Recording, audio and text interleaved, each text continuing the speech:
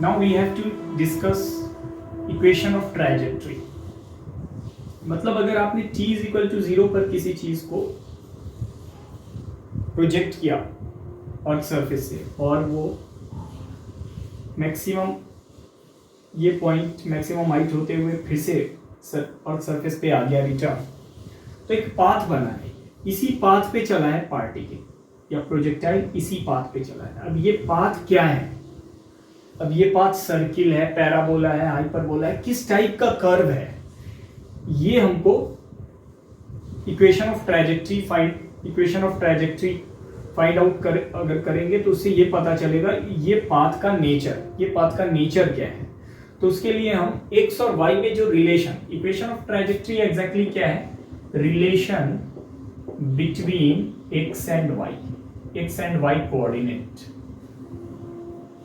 तो उसके लिए हम क्या करेंगे, t इज इक्वल टू 0 पे हमने u इनिशियल वेलोसिटी और थीटा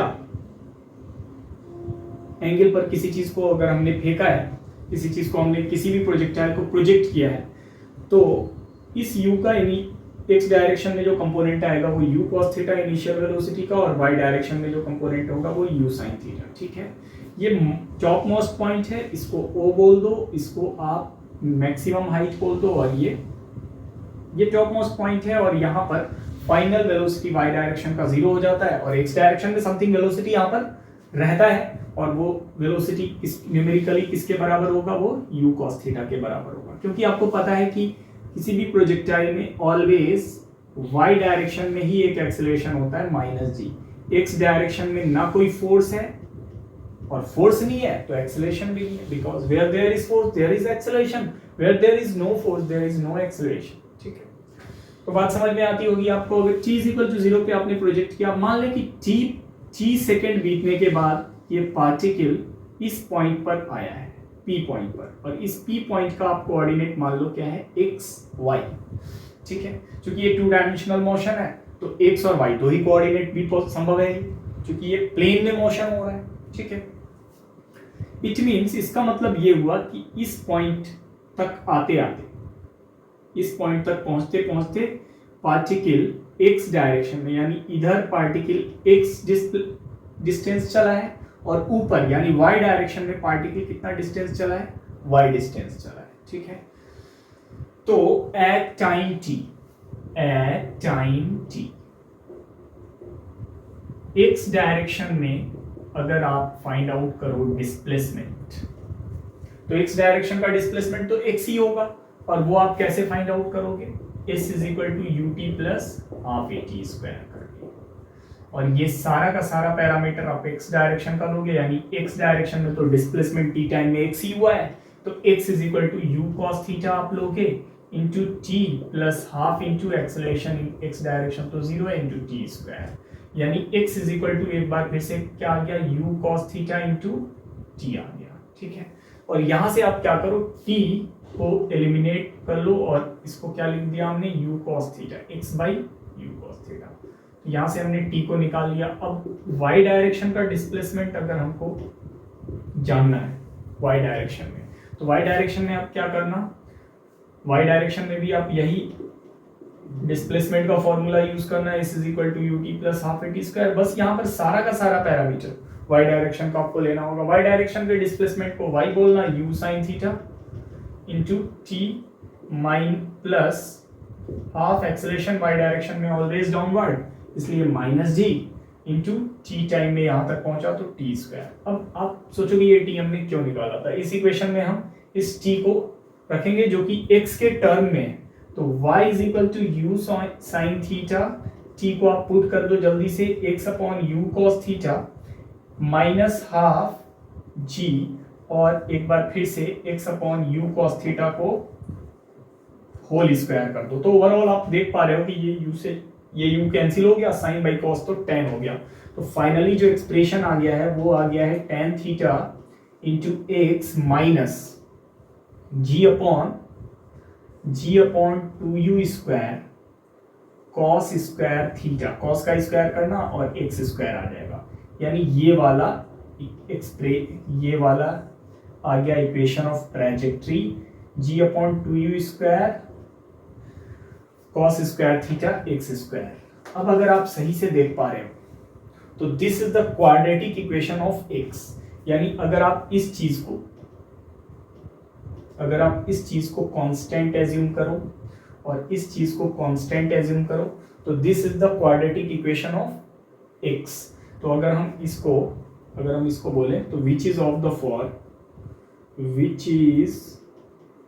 द फॉर्म, ये किस फॉर्म में है ये वाला एक्सप्रेशन, तो ये वाला इक्वेशन है ax minus B X square, where a तो ये tan थीटा है और b की जगह पर ये सारा चीज है तो बी एक्स स्क्वायर। तो आप देख रहे हो this is the quadratic equation of x, this is the quadratic equation of x. और जहां भी क्वाड्रेटिक इक्वेशन आया it means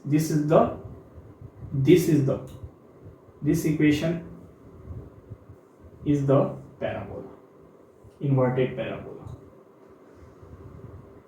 this equation is the inverted parabola. तो which is a parabola, quadratic equation का जो ग्राफ आता है वो तो पैराबोला ही होता है, तो दिस कर्व इज पैराबोला। जैसा कि हमने शुरू से ही आपको बोला था कि ये जो पाथ है होता है ये पैराबोलिक पाथ होता है, तो ये जो कर्व है exactly this curve is parabola, यानी ट्रैजेक्टरी पाथ जो है पार्टिकल जो जिस पाथ पे गया है, जिस पाथ पे गया है, तो पाथ ऑफ प्रोजेक्टाइल जो है एग्जैक्टली क्या है, पैराबोला है, विच is a parabola, which is a parabola. ठीक है, तो यहां से क्लियर हो गया, clearly path of projectile is parabolic, is parabolic, clearly path of projectile is parabolic। तो इक्वेशन ऑफ ट्रैजेक्टरी का फर्स्ट फॉर्म जो आया वो आया y is equal to tan theta into x minus g by 2u square cos square theta into x square। ठीक है, ये important result है और इस पे बहुत सारे क्वेश्चन आते हैं और इसको आपको याद भी रखना है। तो this is the equation of trajectory. अब आप देख रहे हो विच is a quadratic equation of x. इसका मतलब यहां पर इन सब चीजों को ए एक्स और इन चीज इसको बी, तो इसको अगर आप कांस्टेंट एज्यूम कर रहे हो और इसको अगर आप कांस्टेंट एज्यूम कर रहे हो तो ये तो standard form of quadratic equation हो गया, ax minus B X square हो गया। तो ये अगर कांस्टेंट है यानी इसके अंदर जो भी चीज आया a is the constant, x square का कोफिशिएंट भी कांस्टेंट होता है और ये चीज भी क्या होगा, ये चीज भी कांस्टेंट होगा, यानी यहां पर x का दो वैल्यू आएगा, एक तो x1 और एक x2।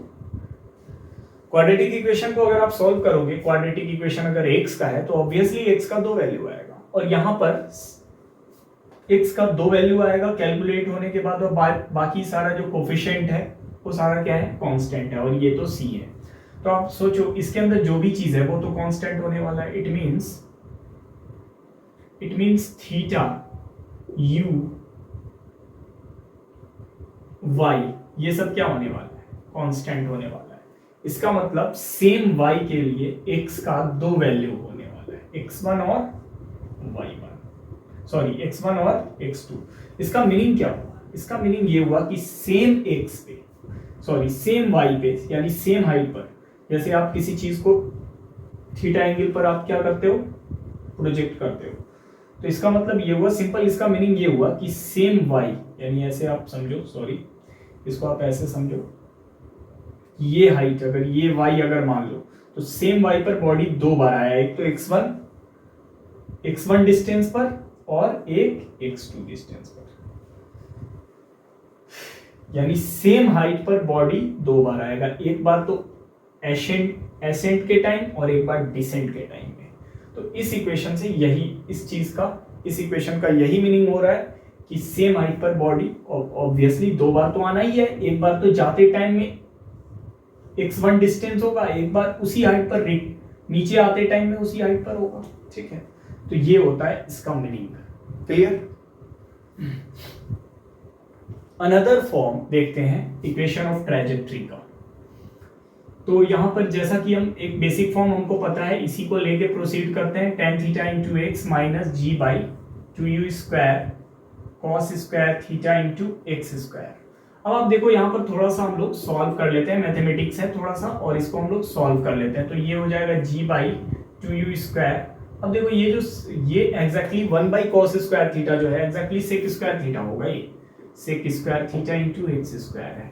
तो इसी चीज को अगर आप सॉल्व करते हुए अगर आप आगे बढ़ो तो आप क्या पाओगे कि y is equal to tan theta into X minus ये चीज जी बाई 2u स्क्वायर, और ये चीज जो है sec square theta exactly 1 plus tan square theta होगा, क्योंकि आपको पता है sec square theta minus tan square theta is equal to 1 into X square हो जाएगा। तो थोड़ा सा मैथ है, इसको हम लोग सिंप्लीफाई करते हैं जल्दी जल्दी।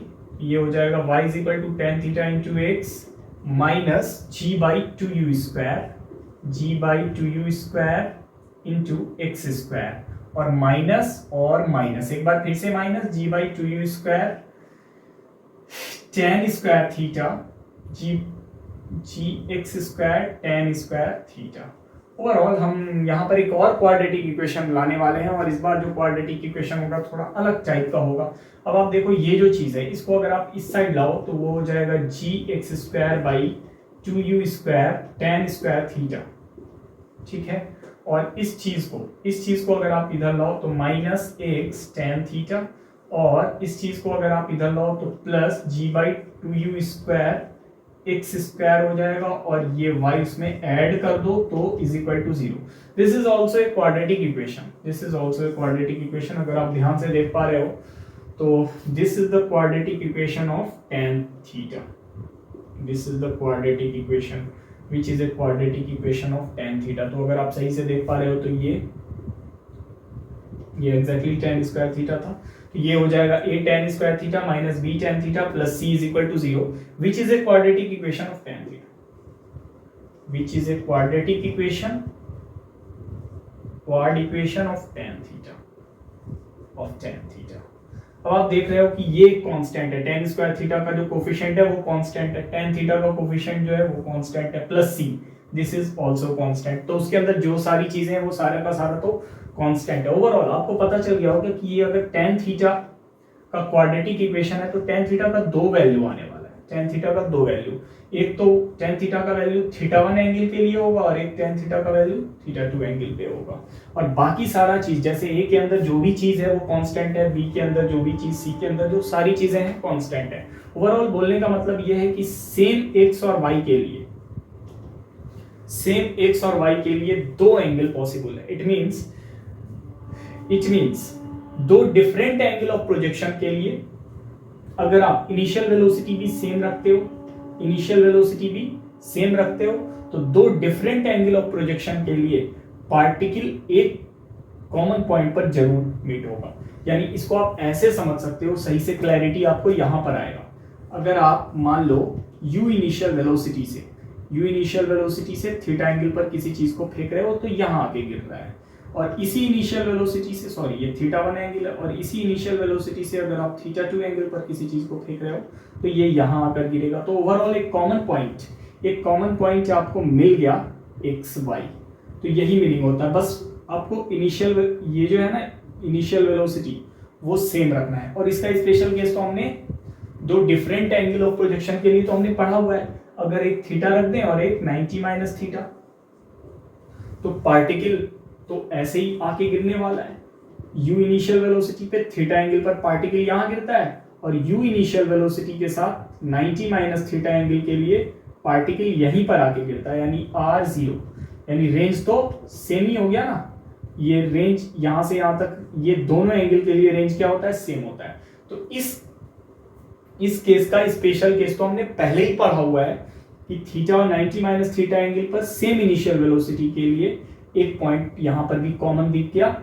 ये वाला जो पॉइंट दिख रहा है ये भी इसी ट्रैजेक्टरी पर है r0, और इसी ट्रैजेक्टरी पर ये वाला पॉइंट है r0। तो एक कॉमन पॉइंट तो यहां पर मिल गया, ठीक है। तो this is also the second form of equation of trajectory. Now we have to discuss one more important form of equation of trajectory जिस पे बहुत सारे सवाल आते हैं, उसको अब हम देखेंगे बेसिक फॉर्म से ही हम वो फाइंड आउट कर लेंगे। तो एक जो मेन फॉर्म हमको जो रट लेना है वो तो ये वाला फॉर्म था इक्वेशन ऑफ ट्राजेक्टरी का, tan theta into X minus G by 2u square cos square theta into X square.